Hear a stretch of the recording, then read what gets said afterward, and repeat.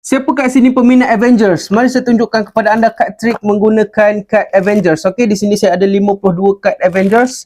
Sekarang kita akan cuba mencari ahli-ahli member Avengers di dalam deck ini, okey? Sekarang kita akan cuba mencari kad yang pertama. Oh, satu kad melompat. Oh, dapat dua terus. Kad apa kad ini? Kad Hulk dan Captain America. What? Kita dapat dua kad. Sekarang, seterusnya kita akan cong lagi. Okey, campurkan dahulu.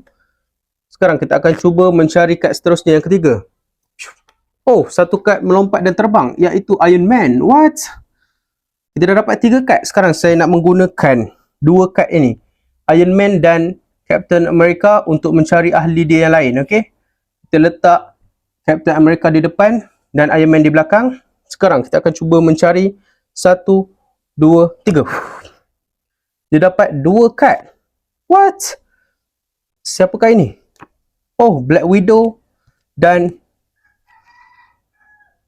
Hawkeye. Sekarang kita dah dapat 5 ahli Avengers. Okey, yang terakhir sangat mudah. Kita cuba cong dahulu. Okey, campurkan dahulu. Sekarang mari kita tengok kad di bawah sekali. Adakah ini kad Avengers? Bukan, ini nombor 2. Perhatikan, kita akan cuba mencari. Bayangkan ada seorang lagi ahli Avengers di dalam ini, dan gosokkan saja. Dia bertukar menjadi Thor. What? Yang manakah favourite anda?